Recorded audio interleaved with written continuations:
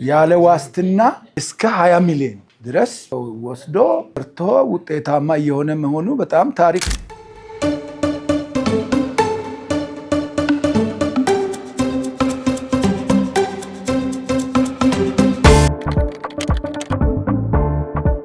ህዝባዊ የሆነ ዝቅተኛ ገቢ የሚያገኙ ወገኖቻችን ወደ ተሻለ ስራ እንዲሰማሩ የፋይናንስ አቅም ከመገንባት አንጻር ለየት ያለ ሚና እየተጫወታችሁ ነው የሚላለን። እኛ እንደ ህዝብ ተወካዮች ምክር ቤት የግብርና ጉዳዮች ቋሚ ኮሚቴ በጣም ትልቅ እውቅና ነው ያለን። ምክንያቱም ሊስትሮች፣ ጀበና ቡና ላይ የተሰማሩ ቅድም ስንሰማ የነበረው በእያንዳንዱ በጣም ጥቃቅን በሚባል ስራ ላይ አነስተኛ በሚባል ስራ ላይ የተሰማራ በቀን ከ10 ብር ጀምሮ ልጆች እየዞሩ ይቀበላሉ እና በጣም የሚገርም ነው በእውነት እየተሰራ የነበረው ስራና 3 ዓመት ሳይሞላ ከዛ ህዝቡን ተጠቃሚ አድርጎ ወደ ሀገር ደረጃ ደግሞ መጥቶ ለመስራት በዚህ መልኩ ተቋም አደራጅታችሁ ከፍታችሁ መሄዳችሁ እጅግ በጣም ትልቅ ስራ ነው። ለሀገር ኢኮኖሚ ትልቅ አስተዋጽኦ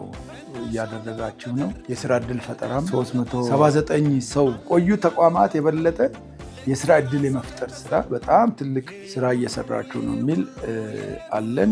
ለዜጎቻችን የፋይናንስ ምንጭ ሆናችኋል። በጣም ነው የምናመሰግነው።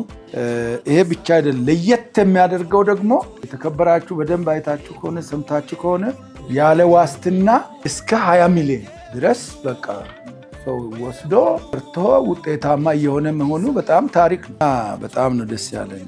እንደ ግብርና ጉዳዮች ቋሚ ኮሚቴ 4.6 ቢሊዮን ካፒታል በ3 ዓመት 3ም ሳይሞላ ራሱ መድረሳችሁ አንድ ጊዜ ሞራል እንስጥ እና ትልቅ እውቅና አለን እና ቁጥራችሁን በዝቷል። አሁን 32,000 በቀን አንድ ሺህ።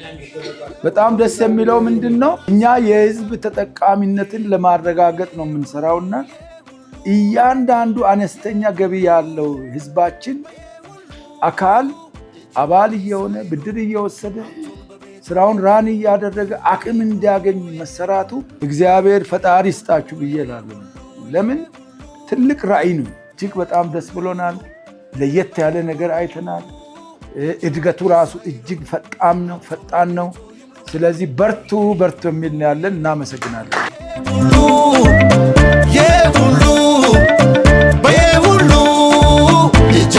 ሳይሉ ሀብቱን በቤቱ ይምሉ። ልጅ አዋቂ ሳይሉ